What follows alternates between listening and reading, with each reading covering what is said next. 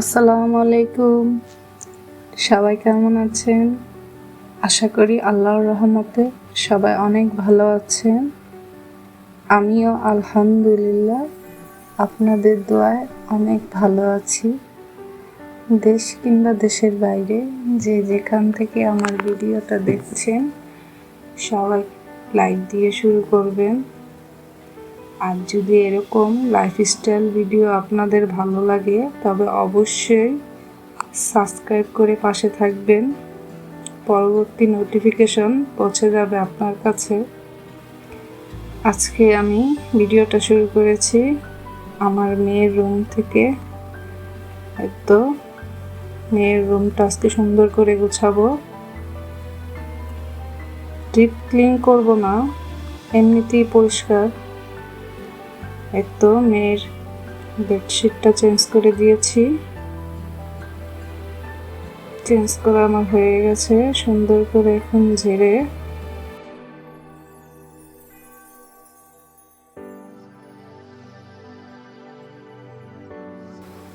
পড়ার টেবিলটা এখন ক্লিন করব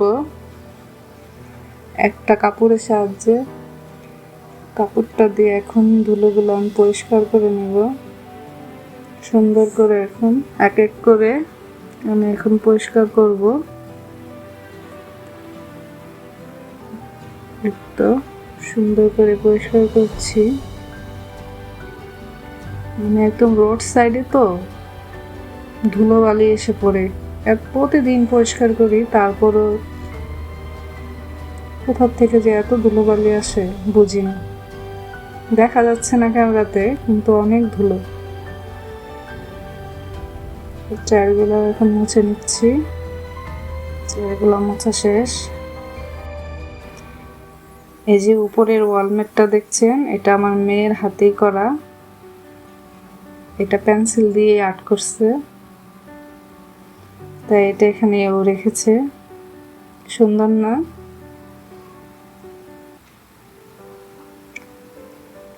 ওয়ার্ডরোবটা পরিষ্কার করে নিচ্ছি। গাছটা যখন মুছতে গিয়েছিলাম তখন চুলটা খুলে গিয়েছিল, তাই আর কি মাথাটা এরকম করলাম। কেউ কিছু মনে করবেন না। তো এখন অ্যাকোরিয়ামটা সুন্দর করে মুছে নিচ্ছি।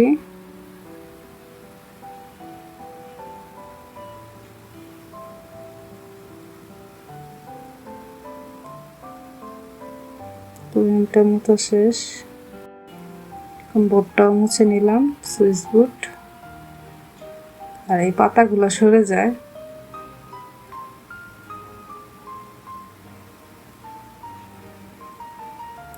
একদম ঘরের সব ফার্নিচার এখন মোছা হয়ে গেছে।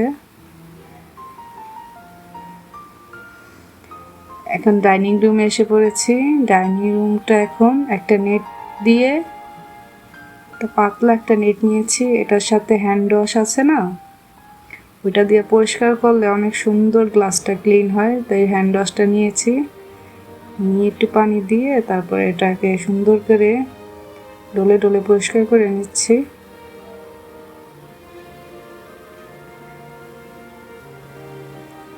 তো আমি সুন্দর করে এটা পরিষ্কার করে নিয়েছি। এখন একটা ভিজা ন্যাকড়া দিয়ে সুন্দর করে মুছে নিব, জানি পিছলা ভাবটা না থাকে।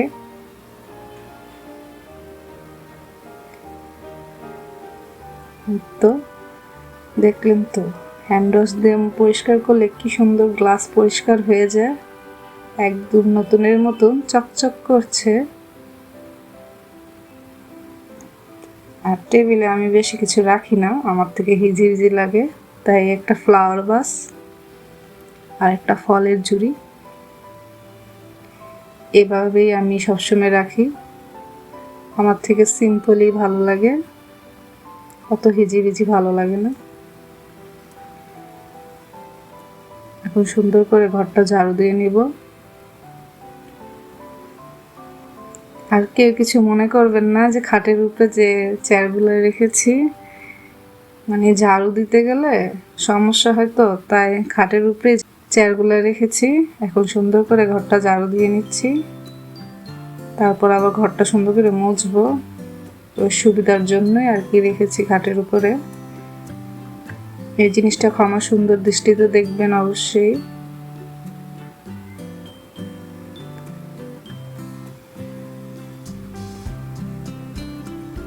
কার কার সুন্দর করে ঘর গোছাতে পছন্দ হয় অবশ্যই কমেন্টে জানাবেন। আমার তো সুন্দর করে ঘর গোছাতে অনেক ভালো লাগে। ঘরটা সবসময় একটু পরিপাটি থাকবে, ক্লিন থাকবে।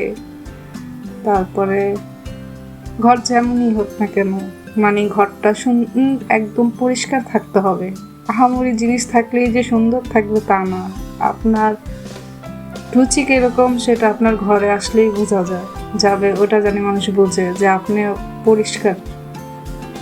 পরিষ্কার পরিচ্ছন্ন থাকতে পছন্দ করেন, ওরকম আর কি।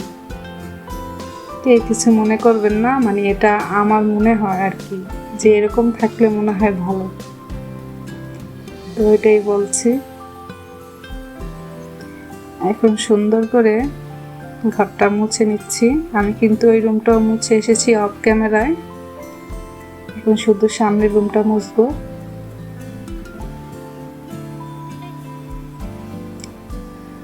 আর আমি কিন্তু যখন ডিপ ক্লিন করি তখন কিন্তু চেয়ারগুলো একদম টেনে টেনে রেখে তারপরে ভিতরে হাত দিয়ে তারপরে মুছি,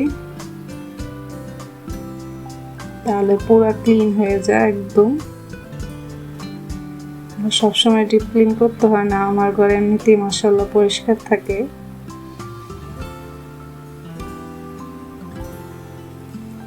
এই তো আমার রুম একদম সুন্দর করে পরিষ্কার করে ফেলছি। এই যে আমার মাছগুলা,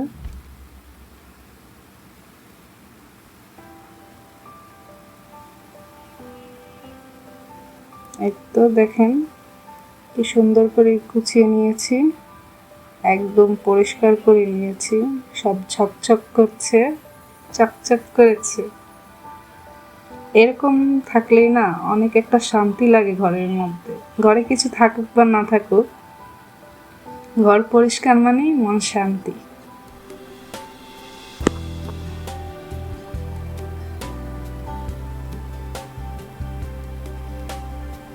কে কে এভাবে সুন্দর করে ঘর গুছাতে পছন্দ করেন অবশ্যই জানাবেন।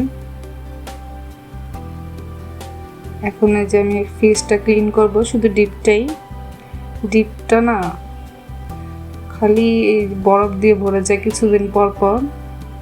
এমনিতে আমার ফ্রিজ ময়লা হয় না, আর ডিপ ক্লিনও করতে হয় না ওরকম। সব বক্সে রাখি তো, শুধু আইসের জন্যই। এখন আইসগুলো সব উঠিয়ে নিব। দেখছেন তো অনেক আইস দিয়ে ভরা। আমার কথায় অনেক ভুল হতে পারে,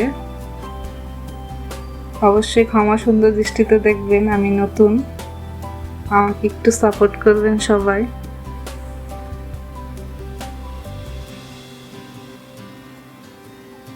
যে আইসগুলো এখন উঠাচ্ছি, এত আইসগুলো পরিষ্কার করে নিয়েছি।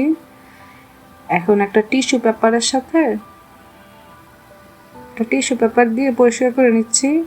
এটা কিন্তু কাপড়ের মতন টিস্যু পেপার, এটা কিন্তু ভিজে না ওরকম। এটা মানে ভিজালে আর কি শুকিয়ে যায়, সেই একটা টিস্যু নিয়েই পরিষ্কার করছি।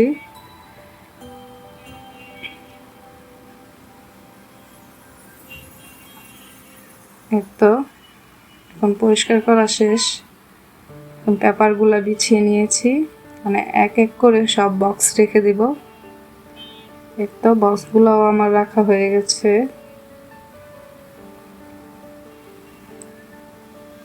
এই যে এটা আমার গত বছরের ফ্রোজেন করা আম, কাঁচা আম গাছের, আমাদের বাড়ির, এটা রেখে দিয়েছিলাম। এই তো গোছানো শেষ।